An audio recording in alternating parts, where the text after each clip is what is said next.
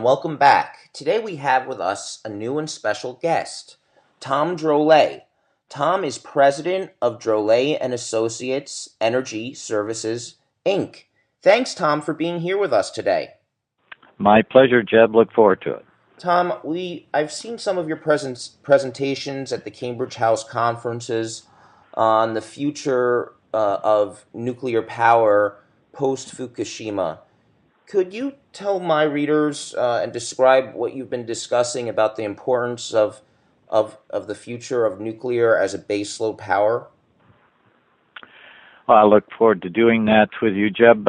So first of all, let's put as groundwork that industrialized societies like the OECD countries and China and the emerging world need a form of baseload electrical generation to keep their very centralized and complex societies moving. Just think for a moment, should the electricity go off, like it did, by the way, at the Super Bowl last night, for a little while, just what stops? Basically, society stops. So what we have to have is a power system that provides electricity 7/24/365. And nuclear power is one of those systems that operates best and is designed to operate all of the time. Of course, nothing operates quite all of the time, but the average capacity factor, for instance, last year on the world's 435 power reactors that are in some 34 countries, did average 90 to 95% capacity factor. That's really good. And you always need to complement that by what I call daytime and evening peaker systems, and I put in that category natural gas, coal, and of course renewables, which are true peakers, only available when the sun shines or the wind blows. But we have to have that base to stand on. And the only other systems that we have today on the electrical side that mirror that base load attribute is hydroelectricity, which is almost totally developed, and geothermal energy. It's there, but it's a very small component. So the world needs to keep the nuclear system. We need to improve it, of course, post-Fukushima, that's for sure, but we need to keep it. Tom, can you speak about a little bit about the new nuclear and the future of nuclear? I know there's a lot of research with the small modular reactors, and can you talk to us about the next generation that may be safer and more efficient than some of the old reactors that were used, like in Japan at Fukushima, which were 40-year-old reactors? Sure. We tend to, in the nuclear business, to call it by numbers. Everything's always numbers with engineers. The Generation 1 systems, which are the ones that were designed and implemented in the late 60s, early 70s, like Fukushima Daiichi, were replaced by larger systems with better backup cooling systems, Generation 2. We're now installing, for instance, in the southeast of the U.S., just an example, 4 reactors that we call Generation 3 Plus systems.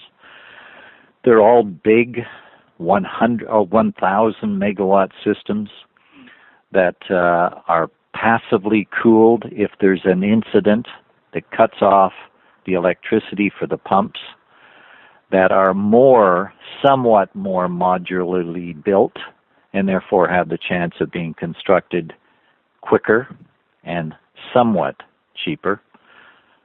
Those are the attributes of the newer systems. Now, the world, as I mentioned, has 435 installed and operating nuclear reactors, but several of those, like in Japan, all but 2 are now down. So the real truth is today, on this Monday, there's only about 395 actually working, actually producing power, and that's because Japan is almost totally on the ground and is a major problem for the Japanese industrialized society. However, if you go out 30 years and you count what China has announced it is doing and has started doing, and this ditto for India, ditto for Saudi Arabia, 10 reactors, also the UAE, 4 reactors, and others around the globe, they intend, the whole industry, to have over 700 reactors operating 30 years from now. So the 435 becomes over 700, another 250 reactors. By the way, I failed to include Russia in that list. Russia has a fairly massive building program of its own on the nuke side. Tom, That all, go ahead. Tom, now that we're talking about the growth that we're seeing worldwide, and Japan with the new party going back to nuclear, and China starting construction on new reactors, could you talk a little bit about the supply-demand fundamentals and future uranium supply and how you're forecasting that? Okay, if we want to get into the uranium supply for that, in the world today, there's in the order of 160 million pounds of U3O8 used annually in those 400 plus reactors. A significant portion of that, about 24 million pounds of U3O8, which is the precursor to the type of fuel that they put in the reactors, that comes from Russia dismantled nuclear weapon warheads. What they do under the megatons to megawatts agreement of some 20 years ago between Russia and the USA is they dilute that 90 plus U-235 that's in those nuclear weapon warheads. They dilute it down to approximately 3 to 4% in concentration from 90 plus, and then they package that and ship it mostly to be burnt in U.S. reactors. Well, that program's coming to an end at the end of this year. And though the program may, some say, be extended a little bit, in essence, that 24 million pounds, or a significant portion of it, is going to disappear from the world market. That's a big black hole that needs to be filled by new production. So the one thing I'll say for the record is there is a screaming need for new production from new mines, be it in Canada, the Athabasca region comes to mind, highest concentrations of uranium at not very deep depths. So you've got a cost-effective, high-concentration source right here in North America. In the U.S., I'm afraid our Obama administration is not a great supporter of the mining side of uranium, even though they do promote financial guarantees to help the reactor builders, the utilities that are putting these new facilities, say in Georgia Power and so forth, in the southeast of the U.S. That helps them financially get loans from banks and other private sources to build the reactors, but the source of uranium to burn in those reactors is woefully wanting. The U.S. today, it's using about 50 to 60 million pounds of U3O8 for its 104 reactors that it has today, and it's only producing 5 million pounds of its own. So the U.S. needs to get off its rear end and start producing more locally. Tom, we recently had a discussion about Argentina. Could you just quickly give us an update on nuclear in Argentina? Sure. Argentina itself has a couple of reactors. They've committed a third one. One of those reactors is a Canadian reactor. It's a heavy water design type facility. They're going to have other types of reactors in the future. And it turns out there is significant deposits of low concentration uranium, but easily mined. It's various. It's what's called trenchable uranium. You barely scratch the surface, go down 3 or 4 feet, and the uranium is well spread out in low concentrations.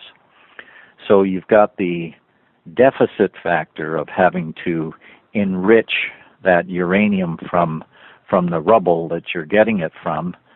But the fact is the mining costs itself are extremely low. So Argentina as a country has a strategy to increase nuclear power as its baseload component in that country. It has uranium resources of its own. So I think Argentina alone will be a place to watch for uranium production in the near future. Tom, before we conclude, can you give my readers a little bit of an update about yourself, what you do, and how they can find out more information on some of the research that you're publishing? Sure. Basically, the Drolet Energy Services is a consulting company, and what I do is I have a website just called droletenergy.com. So that's droletenergy.com. If you go to that, you'll see all of the various talks I give on the circuit around North America and various parts of the world. My background is I've been in the energy business for 43 years. I've been in large utilities like Ontario Hydro, American Electric Power, DTE Energy out of Detroit. And then I've run smaller companies in the energy business. What I'm doing these days is I'm sort of using those 43 years of experience on how not just nuclear power, but how natural gas systems, combined cycle gas turbines, coal plants, hydroelectric plants, and consulting to various entities on the operational issues as well as technical issues, and most importantly, where are these power systems going in the future? Well, Tom, thanks for being here with us today and for giving my readers some understanding of the current supply, demand, and the future for uranium. Well, you're very welcome, Jeb. I enjoyed it, and I hope your readers enjoy the content.